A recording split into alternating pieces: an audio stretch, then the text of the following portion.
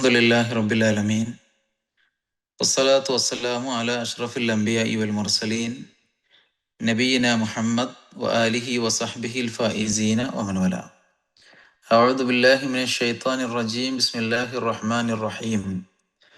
യാ അയ്യുഹല്ലദീന ആമനു തഖുല്ലാഹ ഹഖ്ക തുഖാതി വലാ തമൂതുന്ന ഇല്ലാ വഅൻതും മുസ്ലിമീൻ. ഏറെ സ്നേഹ ബഹുമാനമുള്ള ഈ ഓൺലൈൻ മജ്ലിസിൽ ഒരുമിച്ച് കൂടിയിട്ടുള്ള വിശ്വാസികളെ, വിശ്വാസിനികളെ, അള്ളാഹുവിനെ സൂക്ഷിച്ചുകൊണ്ട് ജീവിതം മുന്നോട്ട് നയിക്കണമെന്ന് എന്നോടെന്ന പോലെ നിങ്ങൾ ഓരോരുത്തരോടും ഉണർത്തുകയാണ്, വസിയ്യത്ത് ചെയ്യുകയാണ്. അള്ളാഹു നമുക്കെല്ലാവർക്കും അള്ളാഹുവിനെ സൂക്ഷിച്ച് ജീവിക്കുകയും അള്ളാഹു ഏറെ ഇഷ്ടപ്പെടുകയും അവനെ ഏറെ സ്നേഹിക്കുകയും ചെയ്ത് സ്വർഗത്തിൽ ഒരുമിച്ച് കൂടാനുള്ള മഹാഭാഗ്യം നൽകി അനുഗ്രഹിക്കുമാറാകട്ടെ. വളരെ കാലികമായ ഒരു സമയത്താണ് നമ്മൾ ഹജ്ജ് എന്ന വിഷയം സെലക്ട് ചെയ്തിട്ടുള്ളത്. റസൂലുള്ളാഹി സ്വല്ലല്ലാഹു അലൈഹി വസല്ലമയോട് വളരെ പ്രമുഖനായ സ്വഹാബി അബൂ ഹുറൈറ റളിയല്ലാഹു അൻഹു ചോദിക്കുന്ന ഒരു ചോദ്യമുണ്ട്. ചരിത്രങ്ങളിൽ, ഹദീസിന്റെ ഗ്രന്ഥങ്ങളിലൊക്കെ ഏറെ ചോദിക്കപ്പെട്ടൊരു ചോദ്യമാണ്. പല രൂപത്തിലും പ്രവാചകൻ മറുപടി പറഞ്ഞ വിഷയം, അയ്യുൽ അഅ്മാലി അഫ്ദൽ, ലോകത്തിലെ ഏറ്റവും വലിയ പ്രവർത്തനം ഏതാണ് നബിയെ എന്ന് റസൂലുള്ളാഹിനോട് ചോദിക്കുന്നുണ്ട്. പല സമയങ്ങളിലായിട്ട് പ്രവാചകൻ പല മറുപടികളും കൊടുക്കുകയും ചെയ്തിട്ടുണ്ട്. ഒരിക്കൽ നബി സല്ലല്ലാഹു അലൈഹി വസല്ലമ ഇങ്ങനെ ഒരു ചോദ്യം വന്ന സമയത്ത് പ്രവാചകൻ കൊടുത്ത മറുപടി ഈമാനും ബില്ല എന്നാണ്. അള്ളാഹുവിൽ വിശ്വസിക്കുക, റസൂലി, അവന്റെ റസൂലിൽ വിശ്വസിക്കുക. അതിനുശേഷം എന്താണ് നബിയെ ശേഷം വരുന്ന പ്രവർത്തനം എന്ന് ചോദിച്ചു. റസൂൽ സാധാരണഗതിയിൽ മറുപടി പറയുന്ന ജിഹാദും ഫീ സബീലില്ലാഹ്, അള്ളാഹുവിന്റെ മാർഗത്തിലുള്ള ത്യാഗ സമരമാണ്. വീണ്ടും ചോദിക്കുകയാണ്, പിന്നെ ഏതാണ്? റസൂലുള്ള മറുപടി കൊടുക്കുന്നത് ഇസ്ലാമിലെ പഞ്ചസ്തംഭങ്ങളിൽപ്പെട്ട അഞ്ചാമത്തെ കാര്യമായ ഹജ്ജുൻ മബ്റൂറുൻ, സ്വീകരിക്കപ്പെടുന്ന പുണ്യകരമായ ഹജ്ജ് എന്നാണ്. നമ്മെ സംബന്ധിച്ചിടത്തോളം ഹജ്ജിന് പോകാൻ ഒരുപാട് ആളുകൾക്ക് വളരെ മനസ്സിൻ്റെ ഉള്ളിൽ നിന്നുള്ള ആഗ്രഹം ധാരാളമുണ്ട്. ഹജ്ജിന് പോകണം, സാധിക്കുന്ന ഒരു സമയം നോക്കി ഹജ്ജിന് പോകണം എന്ന് കരുതുന്ന ആളുകളാണ് നമ്മിൽപ്പെട്ട പല ആളുകളും. ചില ആളുകൾക്കൊക്കെ പണത്തിൻ്റെ അതിൻ്റെ സാധ് റെഡിയാകാത്ത, പൈസ റെഡിയാകണം, അതുപോലെ തന്നെ ചില സാഹചര്യങ്ങളും സന്ദർഭങ്ങളും ഒത്തുവരാത്ത ഒരു അവസ്ഥയൊക്കെ ഉണ്ടാകാറുണ്ട്. പക്ഷെ നമ്മളെ സംബന്ധിച്ചിടത്തോളം നമ്മുടെ ലക്ഷ്യമാണ്, നമ്മുടെ ജീവിതത്തിൻ്റെ വലിയൊരു ആഗ്രഹമാണ് നല്ലൊരു ഹജ്ജ് ചെയ്യണം, ഒരു ഹജ്ജ് നമുക്ക് ചെയ്തെടുക്കണം എന്നുള്ളത്. അതുകൊണ്ട് തന്നെ നമ്മൾ കുറച്ചായി പണം സ്വരൂപിച്ച് വെക്കുന്ന ആളുകൾ, ഒരു ഭാഗം പണത്തിൻ്റെ ഒരു ഭാഗം അതിനു വേണ്ടി മാറ്റിവെച്ച് പണം സ്വരൂപിച്ച് ഏറെക്കുറെ റെഡിയാകാൻ വേണ്ടി കാത്തു നിൽക്കുന്ന ആളുകൾ, സ്വരൂപിച്ച് തുടങ്ങുന്ന ആളുകൾ, ഒന്നുമില്ലാതെ തന്നെ, ഒരു രൂപ പോലും കയ്യിലില്ലാതെ തന്നെ ഒരു ഹജ്ജ് എന്തായാലും ചെയ്യണം ഇൻഷാ അള്ളാ എന്ന് കരുതി ജീവിക്കുന്ന ആളുകൾ. അങ്ങനെയൊക്കെ നമ്മൾ ഒരുപാട് കാര്യങ്ങളിൽ, ഒരുപാട് വിഷയങ്ങൾ മുമ്പോട്ട് പോയിക്കൊണ്ടിരിക്കുന്ന ഒരു സാഹചര്യമാണ്. അള്ളാഹു നമുക്ക് എല്ലാവർക്കും നല്ല ഒരു ഹജ്ജ് ചെയ്യാനുള്ള തൗഫീക്ക് നൽകി അനുഗ്രഹിക്കുമാറാകട്ടെ. നമ്മൾ ഹജ്ജുമായി ബന്ധപ്പെട്ട് നമ്മൾ മനസ്സിലാക്കേണ്ടത്, സത്യസന്ധമായി പറഞ്ഞാൽ മണിക്കൂറുകൾ നീണ്ട ക്ലാസുകൾ ഹജ്ജുമായി ബന്ധപ്പെട്ട് നടക്കാറുണ്ട്. അത് സാധാരണയാണ്. അതിനെ സംബന്ധിച്ചിടത്തോളം ഹജ്ജിന് വേണ്ടി ഒരാളുടെ മാനസികമായ ഒരു തലത്തെ പ്രിപ്പയർ ചെയ്യിപ്പിക്കാൻ, അദ്ദേഹത്തിന് അങ്ങനെ ഒരു അവസ്ഥ ഉണ്ടാക്കിയെടുക്കാൻ, മാത്രമല്ല ഒരാൾ ഹജ്ജിന് പോകുന്ന സമയത്ത് അവന്റെ തസ്കിയത്ത്, അവന്റെ സംസ്കരണം കൂടുതൽ ഉണ്ടാക്കിയെടുക്കാൻ അവർ മാസങ്ങൾക്ക് മുമ്പേ ക്ലാസ്സുകൾ കേൾക്കുകയും അതുപോലെ തന്നെ ക്ലാസ് കൊടുക്കുകയും സംഘടിപ്പിക്കുകയും ഒക്കെ ചെയ്യാറുണ്ട്. പക്ഷെ ഉംറയ്ക്ക് ഇവിടെ നിന്ന് പോയ ആളുകൾക്കറിയാം, നമ്മൾ ഉംറയ്ക്ക് മുമ്പ് ഒരുപാട് ക്ലാസ്സുകൾ കേൾക്കും, ഒരുപാട് വലിയ എങ്ങനെയാണ് ഉംറ ചെയ്യുക, ചില ആളുകൾക്ക് മോഡലൊക്കെ ഉണ്ടാക്കി അതൊക്കെ കാണിച്ചോളൂ. പക്ഷെ വളരെ സിമ്പിളായ, വളരെ പെട്ടെന്ന് 1 മിനിറ്റ് കൊണ്ട് തന്നെ ഒരാൾക്ക് പറഞ്ഞു കൊടുക്കാവുന്ന ഒരു ആരാധനാ കർമ്മമാണ് ഉംറയും ഹജ്ജും ഒക്കെ. ശരിക്കും അത്രയേ ഉള്ളൂ. പക്ഷെ ചെയ്തെടുക്കാൻ ഒരുപാട് സമയം എടുക്കും എന്നുള്ളതാണ് അതിൻ്റെ ശരി. അപ്പൊ നിസ്കാരത്തിന്റെ രൂപം പറയുമ്പോൾ, നിസ്കാരത്തിന്റെ രൂപം നമുക്ക് ഒരു റക്അത്തിന്റെ രൂപം മാത്രമേ അതിൽ പറയാനുള്ളൂ. ഒന്ന് തക്ബീറത്തുൽ ഇഹ്റാം കെട്ടണം, റുക്കൂ ചെയ്യണം, അതിൽ നിന്ന് എഴുന്നേൽക്കണം, പിന്നെ നേരെ സുജൂദിലേക്ക് പോകണം, ഇരിക്കണം. ഇത് തന്നെയാണല്ലോ ആവർത്തനമായിട്ട് വീണ്ടും വീണ്ടും വരുന്നത്. അപ്പൊ അത്ര സമയം ഹജ്ജുമായി ബന്ധപ്പെട്ട് ഹജ്ജ് ചെയ്യുന്ന ആളുകളെ സംബന്ധിച്ചിടത്തോളം നമുക്ക് പറയാനുണ്ട്. അപ്പൊ അതിൻ്റെ ഒരു ചെറിയ രൂപം, വളരെ സിമ്പിളായ ഒരു രൂപമാണ്. വളരെ ഒരാൾക്ക് ഹജ്ജ് എന്ന് കേൾക്കുന്ന സമയത്ത് ഹജ്ജ് ഒരുപാട് കഷ്ടപ്പെട്ട് ചെയ്യേണ്ട, ഭയങ്കര പ്രയാസപ്പെട്ട് ചെയ്യേണ്ട ഒരു സാഹചര്യം, അങ്ങനെ ഒരു അവസ്ഥ സത്യത്തിൽ ഇന്നത്തെ ഒരു കാലത്തില്ല എന്ന് തന്നെ പറയാം. മുൻപൊക്കെ നമ്മുടെ നാട്ടിൽ നിന്ന് ഹജ്ജ് ഉദ്ദേശിച്ചു പോകുന്ന ആളുകള് അവനവന്റെ സ്വത്ത് വരെ ഓരി വെച്ചിട്ടായിരുന്നു ഹജ്ജിന് വേണ്ടി കപ്പൽ കയറിയിരുന്നത്.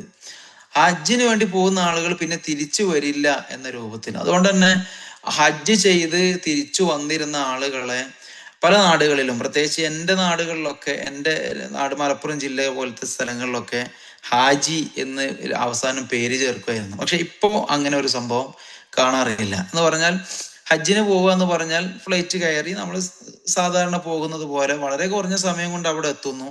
ഹജ്ജ് കഴിഞ്ഞ് വളരെ കുറഞ്ഞ സമയം കൊണ്ട് തിരിച്ച് ഇങ്ങോട്ടും വരുന്നു. അപ്പൊ അതൊരു എല്ലാവരും, കൂടുതൽ ആളുകൾ ഹജ്ജ് ചെയ്യുന്ന, ഒരുപാട് ആളുകൾ പോകുന്ന ഒരു അനുഭവം ഇന്ന് ഉണ്ട്. അപ്പൊ ഇന്നത്തെ സാഹചര്യത്തിൽ നമുക്ക് അള്ളാഹു നൽകിയ സകല അനുഗ്രഹങ്ങളും എടുത്തുകൊണ്ട് തന്നെയാണ് നമ്മൾ ഹജ്ജിന് പോകുന്നത്. ഇപ്പൊ കഴിഞ്ഞ വർഷങ്ങളിലൊക്കെ ഹജ്ജിന് പുറപ്പെട്ട ആളുകൾ തിരിച്ചു വന്നിട്ട് നമ്മളോട് പറയുന്ന ചില കാര്യങ്ങളുണ്ട്. ഹജ്ജ് വളരെ സിമ്പിളാണ്. അതിന്റെ കൂട്ടത്തിൽ അവർ പറയുന്നത് ഹജ്ജ് ഹൈടെക് ആണെന്നാണ്. അപ്പൊ എന്ന് പറഞ്ഞാൽ അവിടെ എത്തിയാൽ പല സ്ഥലങ്ങളിലേക്കും പണ്ട് ആളുകൾ നടന്നു പോയിരുന്നത് വാഹനങ്ങളിലും ട്രെയിനുകളിലും ഒക്കെ ആയിട്ട് അങ്ങനെ പോകും.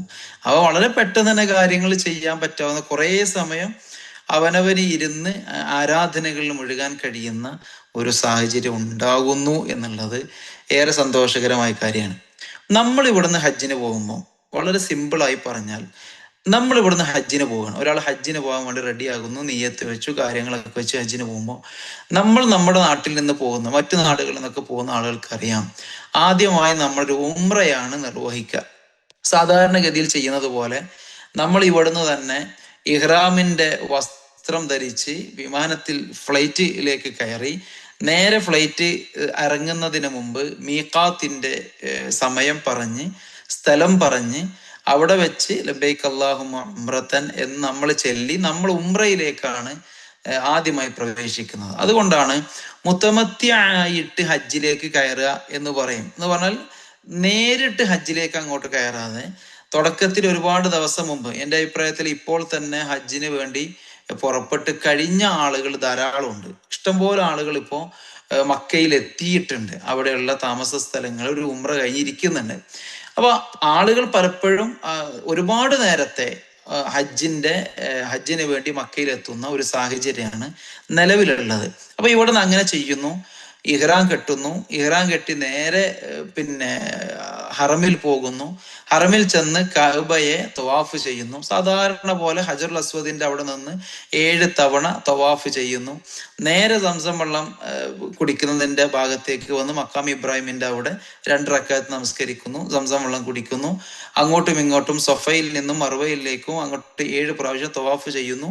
മുടി പതുക്കെ വെട്ടുകയോ അല്ലെങ്കിൽ കളയുകയോ ചെയ്ത് തഹല്ലുലായി ഉംറ കഴിഞ്ഞ് നേരെ റൂമിലേക്ക് മടങ്ങുന്ന ഒരു സാഹചര്യം. അത്രയേ ഉള്ളൂ. ആ ഒരു പിന്നെ ഉംറ എന്ന് പറയുന്ന കർമ്മം അത്ര മാത്രമേ ഉള്ളൂ. അത് ചെയ്യുന്ന സമയത്ത് നമുക്ക് ഒരിക്കലും ചെയ്യാത്ത ആളെ സംബന്ധിച്ചിടത്തോളം, ഒരിക്കലും കഅബ കാണാത്ത ആളെ സംബന്ധിച്ചിടത്തോളം വലിയ അത്ഭുതവും അതുപോലെ നമ്മുടെ മനസ്സിന്റെ വലിയ ആശയം ഒക്കെ നിറവേറിയത് കൊണ്ട് ഒരുപാട് വലിയ സന്തോഷം നമുക്ക് തോന്നുന്ന സാഹചര്യം ഉണ്ടാകും. പക്ഷെ ആ ആരാധന കർമ്മം വളരെ സിമ്പിളാണ്. അതിൽ തന്നെ ഏതെങ്കിലും ഒരു കർമ്മം നമ്മളെ സംബന്ധിച്ചിടത്തോളം നഷ്ടപ്പെട്ടു പോവുക എന്ന് പറയുന്നത് വളരെ തുച്ഛമായ സാധ്യത അതിലുള്ളൂ. കാരണം നമ്മൾ മാത്രമല്ല, ലക്ഷക്കണക്കിന് ആളുകൾ ഈ ആരാധന കർമ്മങ്ങൾ ചെയ്യാണ്. അപ്പൊ അതിന്റെ പിന്നാലെയാണ് നമ്മൾ പോകുന്നത്. അപ്പൊ ഒരു അമല് നഷ്ടപ്പെട്ടു പോവുക അല്ലെങ്കിൽ അതിലൊരു കർമ്മം നഷ്ടപ്പെട്ടു പോവുക എന്നൊരു സാഹചര്യം ഉണ്ടാകുന്നത് വളരെ കുറഞ്ഞൊരു സാധ്യതയാണ് ആ വിഷയത്തിലുള്ളത്. ഇത് കഴിഞ്ഞ് ഹജ്ജിന് പുറപ്പെടുന്ന ഹജ്ജ് ഉദ്ദേശിച്ച ആളുകൾ പിന്നെ മക്കയിൽ അവനവന് നൽകിയിട്ടുള്ള സ്ഥലത്ത് താമസിക്കുകയാണ് ചെയ്യുക. ഏതുവരെ? ദുൽഹിജ്ജ 8 സമയം വരെ അങ്ങനെ തന്നെയാണ് പോവുക. പിന്നെ പ്രത്യേകിച്ച് അവിടെ ചെയ്യുന്നു, നമസ്കരിക്കുന്നു, ഖുർആൻ പാരായണങ്ങള്, ദിക്റുകള്, ദുആകള് അങ്ങനെയായിട്ട് കഴിഞ്ഞുകൂടാണ്. ഈ ഒരു സമയം നമ്മുടെ ഉംറ കഴിഞ്ഞ് നമ്മൾ റൂമിലേക്കോ അല്ലെങ്കിൽ മറ്റു പല സ്ഥലങ്ങളിലേക്കോ ഒക്കെ പോയി നമ്മൾ അവിടെ കാത്തു നിൽക്കുന്ന സമയം പലർക്കും പല സമയമായിരിക്കും. ചിലർക്കത് 2-3 ദിവസം, ചിലർക്കത് ഒരാഴ്ച, ചിലർക്ക് 2 ആഴ്ച, അങ്ങനെയൊക്കെ വ്യത്യസ്തമായ സമയം ഉണ്ടാവും. ഒരുപാട് ടൈം കിട്ടുന്ന ആളുകളുണ്ട്.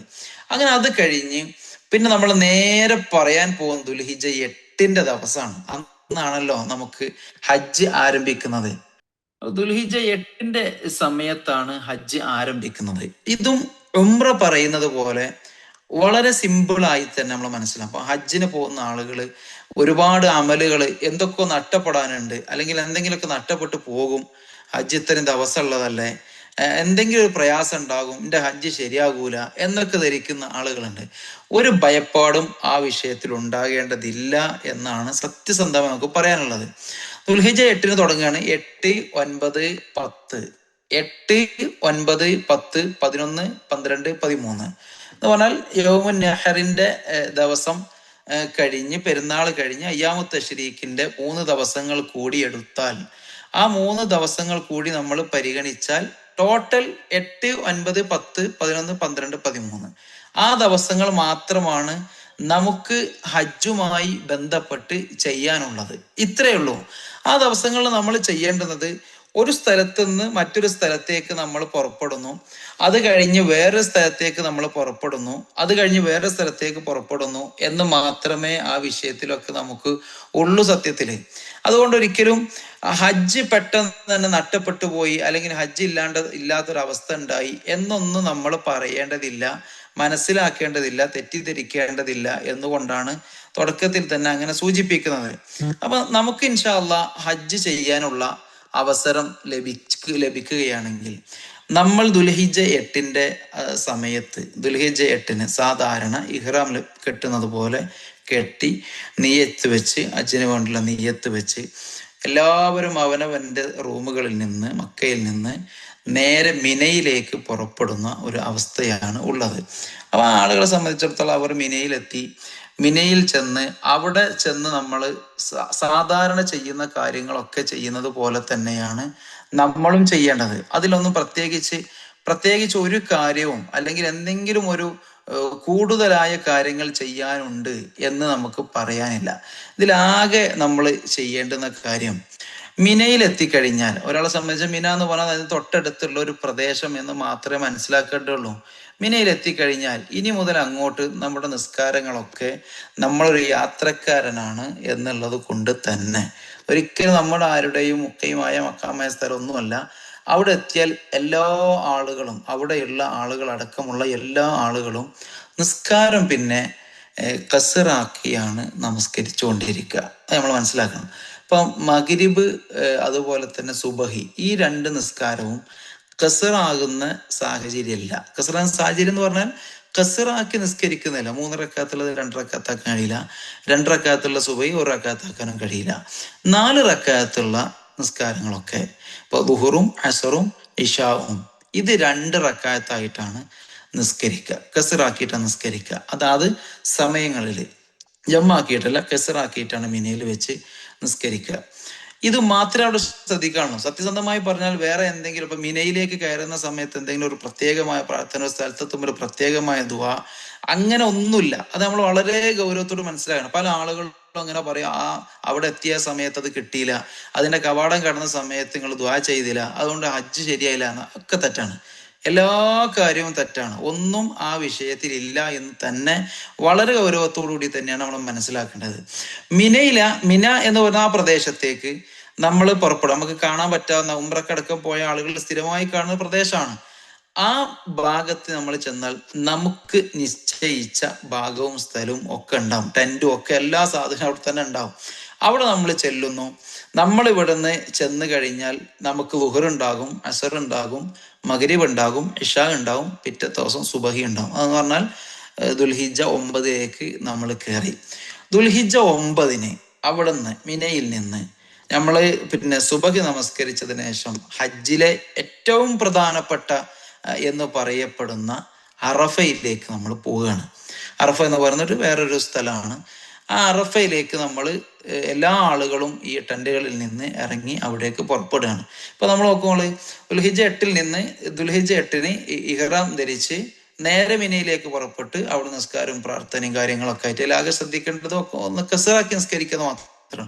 കസറാക്കി നിസ്കരിക്കുന്നു, പ്രാർത്ഥന കാര്യങ്ങളൊക്കെ ആയിട്ട് അവിടെ കഴിഞ്ഞുകൂടി എല്ലാവരും അവിടെ നിന്ന് പിറ്റത്തെ ദിവസം 9 സുബഹി നമസ്കരിച്ച് നേരെ അറഫയിലേക്ക് പുറപ്പെടണം. അൽ ഹജ്ജ് അറഫ എന്നാണല്ലോ, അറഫയാണ് ഹജ്ജ് എന്ന് പറയുന്നത്. അപ്പൊ അറഫ എന്ന് പറയുന്നത് വലിയ സംഭവമാണ്. ആ ഒരു പവിത്രതയോട് കൂടി തന്നെ എല്ലാവരും അറഫയിലേക്ക് അവിടെ വെച്ച് പോവാണ്. എന്നിട്ട് അറഫയിൽ ആളുകൾ എത്തുന്ന സമയത്തിന് ഒരുപാട് വേരിയേഷൻസ് ഉണ്ടാവും. പല ആളുകളും ചിലപ്പോൾ നേരത്തെ എത്തും, പ്രായ ആളുകൾ കുറച്ച് വൈകി എത്തും. അതൊന്നും പ്രശ്നമാക്കണ്ട. ലുഹറും അസറും അവിടെ ജമ്മും കസറുമായിട്ട് നിസ്കരിക്കുന്നു. നമ്മൾ മിനയിൽ ഇപ്പോൾ കസറാക്കി നിസ്കരിച്ചത് അവിടെ എത്തുമ്പോൾ ജമ്മുവും കസറുമായിട്ട് നിസ്കരിക്കും. ഇതൊക്കെ തന്നെ സാങ്കേതിക, ഇതൊക്കെ അവിടെ ചെല്ലുന്ന എല്ലാവരും ഒരേ സാധനം ചെയ്യുന്നതുകൊണ്ട് ആർക്കും ഒരു പിഴവ് എവിടെയും സംഭവിക്കൊന്നുമില്ല. അങ്ങനെ അവിടെ ചെന്ന് എല്ലാ ആളും നമുക്കറിയാം, അറഫയിലൊരു പ്രഭാഷണം ഉണ്ടാകും, അറഫ പ്രസംഗം ഉണ്ടാകും. അങ്ങനെ എല്ലാ ആളുകളും അറഫയിൽ അങ്ങനെ കഴിച്ചു കൂട്ടുകയാണ്. അങ്ങനെ പോയി എല്ലാ ആളുകളും മഗ്രിബിന്റെ സമയം വരെ എന്ന് പറഞ്ഞാൽ സൂര്യൻ അസ്തമിക്കുന്ന സമയം വരെ ആളുകൾ അറഫയിലാണ് നിൽക്കുക. സൂര്യൻ അസ്തമിച്ചു കഴിഞ്ഞാൽ നേരെ അറഫയിൽ നിന്ന് മുസ്ദലിഫ എന്ന് പറയുന്ന ഒരു സ്ഥലത്തേക്ക് നീങ്ങും. അവിടേക്ക് എത്തുന്ന സമയത്തിന്റെ വേരിയേഷൻസ് അനുസരിച്ച് അവിടെയും ഈ മഗ്രിബും അതുപോലെ തന്നെ ഇഷാവും ജമ്മും കസറുമായിട്ട് നിസ്കരിച്ച് മുസ്ദലിഫയിലാണ് അന്നത്തെ കിടത്തം നമ്മൾ ചെയ്യുന്നത്. മുസ്ദലിഫയിൽ തന്നെ രാപ്പാർത്ത് അവിടെ നിന്ന് പിറ്റത്തെ ദിവസം സുബഹിക്ക് ശേഷം മിനയിലേക്ക് മടങ്ങുകയാണ്. സത്യസമയം ഇത് കഴിയാണ് കേട്ടോ. നേരെ നമ്മളെ മക്കയിൽ നിന്ന് മിനയിൽ നിന്ന് അറഫയിലേക്ക്, അറഫയിൽ നിന്ന് മുസ്ദലിഫിലേക്ക്, വീണ്ടും നമ്മൾ തിരിച്ച് മിനയിലേക്ക് തന്നെ വന്നു.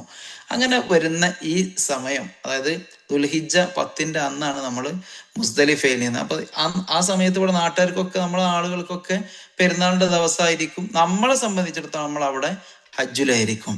അങ്ങനെ മുസ്ദലിഫയിൽ നിന്ന് നമ്മൾ സുബഹി നിസ്കരിച്ച് നേരെ മിനയിലേക്ക് പുറപ്പെട്ട് അവിടെ നമ്മൾ ചെയ്യാൻ പോകുന്ന പരിപാടി അവസാനമായിട്ട് ഒരു നമ്മളെല്ലാവരും സാധാരണ പറയുന്ന ആ ജംറത്തുൽ അഖബയിലേക്ക് നമ്മൾ കല്ലെറിയും. 7 കല്ലെടുത്തിട്ട് നമ്മൾ കല്ലെറിയും. അതിനുശേഷം നമ്മൾ ബലിയെറുക്കും.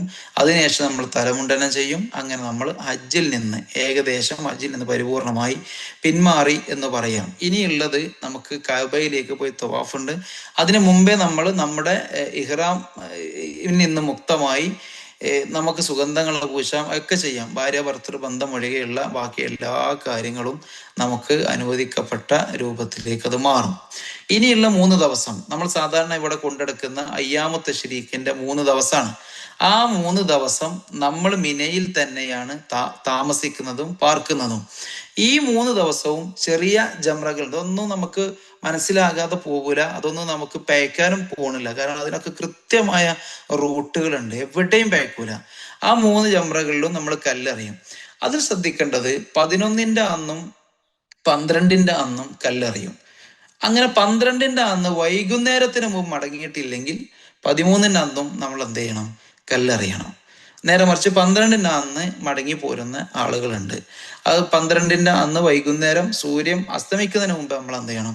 അവിടെ തിരിച്ചു പോരണം. ഇല്ലെങ്കിൽ സൂര്യൻ അസ്തമിച്ചിട്ട് അവിടെ നിൽക്കുന്ന ആള് പരമാവധി ആളുകൾ ഹജ്ജിന് പോയതല്ലേ എന്ന രൂപത്തിൽ അവിടെ തന്നെ തങ്ങി 11, 12, 13 കല്ലെറിഞ്ഞ് അതിനുശേഷം നേരെ നമ്മൾ തവാഫിന് വേണ്ടിയിട്ട് മക്കയിൽ വന്നതുപോലെ വീണ്ടും നമ്മളൊരു വിദായിന്റെ തവാഫിന് വേണ്ടി ഏതെങ്കിലും ഒരു സമയത്ത് ഒരു വിദായിന്റെ തവാഫിന് വേണ്ടിയിട്ട് നമ്മൾ അവിടേക്ക് എത്തും. ആ സമയത്ത് മക്കയില് അതിലാകെ അതും 100%, 100% നമ്മെ സംബന്ധിച്ചിടത്തോളം അവസാനമായിട്ടുള്ള ഒരു വിശ്വാസിയുടെ ബന്ധം കഅബയാണ് എന്ന് റസൂല് പറഞ്ഞിട്ടുണ്ട് ആ സമയം. അതുകൊണ്ടാണ് നമ്മൾ ഒരു വിദായിന്റെ തവാഫിന് അവിടെ വരുന്നത്. അവിടെ വന്ന് ഒരു തവാഫും കഴിഞ്ഞ് അതിന് ശേഷം നമ്മൾ നാട്ടിലേക്ക് യാത്ര തിരിക്കും. ആർത്തവകാരികളായ സ്ത്രീകൾ ഒഴികെ അവർക്ക് അവിടെ വന്ന് പിന്നെ ആ തവാഫ് ചെയ്യേണ്ടതില്ല. അർത്ഥമുള്ള ആളുകൾ, ബാക്കിയുള്ള ആളുകളൊക്കെ നാട്ടിലേക്ക് മടങ്ങും. അവരും അടക്കം നാട്ടിലേക്ക് മടങ്ങുന്ന ഒരു സാഹചര്യം ഉണ്ടാകും. ഇത്രയാണ് സത്യത്തിൽ ഹജ്ജുമായി ബന്ധപ്പെട്ടുള്ളൂ എന്ന് നമ്മൾ വളരെ സിമ്പിളായി മനസ്സിലാക്കേണ്ട കാര്യമാണ്. ഇതിൽ പല സമയങ്ങളിലും ഒരുപാട് ദിക്റുകൾ ഉണ്ടാകും, പ്രാർത്ഥനകളുണ്ട്, ദുആകളുണ്ട്, അല്ലാഹു അക്ബർ, നമ്മൾ അതുപോലെ തന്നെ നമ്മൾ ലബ്ബൈക്ക് അല്ലാഹുമ്മ ലബ്ബൈക്ക്, ഇതിങ്ങനെ പറഞ്ഞ് ഹജ്ജിന്റെ സമയങ്ങളിൽ അങ്ങനെ പറഞ്ഞുകൊണ്ടിരിക്കുക എന്നുള്ള വളരെ സിമ്പിളായി തന്നെ ഒരാൾക്ക് പറഞ്ഞു കൊടുക്കാവുന്ന ഒരു ആരാധനാ കർമ്മമാണ് ഹജ്ജ് എന്ന് പറയുന്നത്. നമ്മൾ നേരെ ദുൽഹിജ്ജ 8-ന്റെ അന്ന് നമ്മൾ നിയ്യത്ത് വെച്ച് വളരെ സിമ്പിളായി മിനയിലേക്ക് പോയി, മിനയിൽ നിന്ന് നമ്മൾ നേരെ അറഫയിൽ പോയി, അറഫയിൽ നിന്ന് മുസ്ദലിഫയിൽ പോയി, നേരെ തിരിച്ച് മിനയിലേക്ക് തന്നെ ജംറയിൽ എറിഞ്ഞു, കഅബയിൽ പോയി ത്വാഫ് ചെയ്തു തീരാവുന്ന വളരെ സിമ്പിളായ, അന്നത്തെ ദിവസം അറിവ് കാര്യങ്ങളൊക്കെ നടത്തി സിമ്പിളായി ചെയ്യാവുന്ന ഒരു കാര്യമാണ്. എവിടെയും ഒരു പിഴവും ഇപ്പോഴത്തെ ഒരു സാഹചര്യത്തിൽ നമ്മൾ ഇന്ന കാര്യം കഴിഞ്ഞ് ഇന്ന കാര്യം ആക്കണം, ഇന്ന കാര്യം ആക്കണം, അങ്ങനെ കട്ടപ്പെടുത്തിയോ ഒരാളെ പേടിപ്പിച്ചോ പ്രതിസന്ധിയിലോ പറയേണ്ട ഒരു കാര്യമല്ല. ഈ വിഷയത്തിൽ നമ്മൾ ഇത്ര മാത്രം ശ്രദ്ധിച്ചാൽ മതി. വളരെ സിമ്പിളായ ദിവസങ്ങളാണ്, വളരെ കുറഞ്ഞ ദിവസങ്ങളാണ്, വളരെ കുറഞ്ഞ അമലുകൾ തന്നെയാണ് ഇത് ചെയ്യാനുള്ളത്. നമ്മളെപ്പോഴും ഹജ്ജ് ഏത് സമയത്തും ഹജ്ജിനെ കുറിച്ച് റസൂലുള്ളാഹി സ്വല്ലല്ലാഹു അലൈഹി വസല്ലമ പറയുന്നിടത്തൊക്കെ ഹജ്ജുൻ മബ്റൂറുൻ എന്ന് പറഞ്ഞിട്ടുണ്ട്. അൽ ഹജ്ജ് മബ്റൂറുൻ ലൈസ ലഹു ജസാഉൻ ഇല്ലൽ ജന്ന. സ്വർഗല്ലാതെ മബ്റൂറായ ഏറ്റവും പുണ്യകരമായ ഹജ്ജിന് വേറെ ഒരു പ്രതിഫലവും അള്ളാഹുവിന് അതിന് കൊടുക്കാനില്ല എന്നുള്ളതാണ്. സാധാരണ കേട്ടതുപോലെ ഒരു ഉമ്മ പ്രസവിച്ച കുട്ടിയെ പോലെ അത്രയും നിഷ്കളങ്കമായിട്ടായിരിക്കും ഒരാൾ ഹജ്ജ് കഴിഞ്ഞാൽ തിരിച്ചു വരുന്നത് എന്നുള്ളതാണ്. ഒറ്റ കാര്യം കൂടി സൂചിപ്പിച്ചിട്ട് അവസാനിപ്പിക്കുകയാണ്. ഒറ്റ കാര്യം, ഹജ്ജിന് പോകുന്ന ആളുകളോട് ആളുകൾ പറയും, നിങ്ങൾ ഹജ്ജ് ചെയ്യുമ്പോൾ ഞങ്ങൾക്ക് വേണ്ടി പ്രാർത്ഥിക്കണം, ഞങ്ങളുടെ പള്ളിക്ക് വേണ്ടി പ്രാർത്ഥിക്കണം, എൻ്റെ മക്കൾക്ക് വേണ്ടി പ്രാർത്ഥിക്കണം, മഹലിന് വേണ്ടി പ്രാർത്ഥിക്കണം, നമ്മൾ ഹജ്ജ് സംഗമം വെക്കും, ഞങ്ങൾക്കൊക്കെ വേണ്ടിയിട്ട് നിങ്ങൾ ദുആ ചെയ്യണം, കഅബയിൽ വെച്ച് പ്രാർത്ഥിക്കണം. ഇനി ഹാജിമാരായ ആളുകൾ, ഹാജിമാരെ സംബന്ധിച്ചിടത്തോളം അവർ കഅബയിൽ എത്തുന്ന സമയത്ത്, മക്ക കാണുന്ന സമയത്ത് അവർക്ക് ഒരിക്കലും ഇനി തിരിച്ച് നാട്ടിലേക്ക് എത്തിയാലും കുഴപ്പമില്ല, ഇവിടെ വെച്ച് മരണപ്പെട്ടാലും കുഴപ്പമില്ല എന്നൊരു വല്ലാത്ത മാനസികാവസ്ഥയിലേക്ക് അവരെത്തും. അത്ര സുന്ദരമായ ആരാധനാ കർമ്മമാണ് ഹജ്ജ് എന്ന് പറയുന്നത്. കാരണം അള്ളാഹുവുമായിട്ട് നമ്മൾ സാധാരണ നിസ്കാരത്തിൽ മുനാജാത്ത് നടത്തുന്നത്, അവിടെ എത്തിക്കഴിഞ്ഞാൽ പടച്ചോണ്ട് ശരിക്കും സംസാരിക്കാന്നുള്ള ഫീലിംഗ് നമുക്ക് ഉണ്ടാവും. ഇനി ഇവിടെ തിരിച്ചു മടങ്ങിയില്ലെങ്കിലും പ്രശ്നമല്ല, എൻ്റെ ജോലി, എൻ്റെ സമ്പാദ്യം എന്തൊരു വിഷയമല്ലാത്ത രൂപത്തിൽ നമുക്ക് മാറും. അത്ര സന്തോഷം നമുക്കുണ്ടാവും ഹജ്ജ് കഴിയുമ്പോൾ. എവിടെയാണ് പിന്നെ നമുക്ക് പയക്കെന്ന് വെച്ചാൽ ആ ഒരൊറ്റ വിഷയം പറഞ്ഞു. നമ്മെ സംബന്ധിച്ചിടത്തോളം, ഒരു വിശ്വാസിയെ സംബന്ധിച്ചിടത്തോളം നമ്മളോട് പറഞ്ഞിട്ടുള്ളത്, നമ്മുടെ ഒക്കെ ഒരു ദീൻ എന്ന് പറഞ്ഞ് പിന്നെ ഒരു മർഉ ദീനി ഖലീലിഹി എന്നാണ്. ഒരാളുടെ സഹോദരന്റെ കൂട്ടുകാരന്റെ അടുത്താണ് അവൻ്റെ ദീൻ എന്നാണ്. എന്ന് പറഞ്ഞാൽ ഞാൻ നടക്കുന്ന ആളുകളുടെ ഒരു സ്വഭാവം, ക്വാളിറ്റി ആയിരിക്കും എനിക്ക് ഉണ്ടാകുക എന്നുള്ളത്. ഹജ്ജ് കഴിഞ്ഞ് തിരിച്ചു വരാൻ അള്ളാഹു തൗഫീക്ക് നൽകിയാൽ ഒരിക്കലും പിന്നീട് നമ്മൾ ഹജ്ജിന് പോയതുപോലെ സാഹചര്യത്തിലാകരുത് എന്നുള്ളതാണ്. എന്ന് പറഞ്ഞാൽ ഹജ്ജിന് പോകുമ്പോൾ നമ്മൾ കളവ് പറഞ്ഞിട്ടുണ്ട്. ഹജ്ജ് കഴിഞ്ഞ് തിരിച്ചു വരുമ്പോഴും തിരിച്ചു വന്നിട്ടും നമ്മൾ ഇതേ ആളുകൾക്കിടയിലേക്ക് ഇറങ്ങിയിട്ട് നമ്മൾ വളരെ മോശപ്പെട്ട സ്വഭാവത്തിൽ തന്നെ, അല്ലെങ്കിൽ പഴയ സ്വഭാവത്തിൽ തന്നെ കള്ളത്തരം കാട്ടുന്ന, അതല്ലെങ്കിൽ ചീത്ത പറയണ, തെറി പറയണ, ഇതൊക്കെ ഹജ്ജിന് അവിടുന്ന് പോരുമ്പോൾ നമ്മളെ മനസ്സിലുണ്ടാകും ഞാൻ ഒന്നുക്കില്ല, ഒരു കാര്യത്തേക്കില്ല എന്നൊക്കെ പറഞ്ഞിട്ടാണ് വരിക. നമ്മൾ ഇതേ നാട്ടിലേക്കാണ് തിരിച്ചു വരിക. നമ്മൾ എവിടെ നിന്നാണ് പുറപ്പെട്ടത് അവിടേക്ക് തന്നെയാണ് നമ്മൾ തിരിച്ചു വരുന്നത്. അതുകൊണ്ട് മക്കയിലെത്തി പ്രാർത്ഥനയിൽ മുഴുവനും പടച്ചോനോട് ഇസ്തിഖാമത്തിന് വേണ്ടിയിട്ട് നിങ്ങൾ തേടണം. അള്ളാഹുവെ ഇത് നിലനിർത്തി തരണം, ഞാനിപ്പോൾ ഉണ്ടാക്കിയെടുത്ത ഈമാണ്ടല്ലോ എനിക്ക് നിലനിർത്തി തരണം.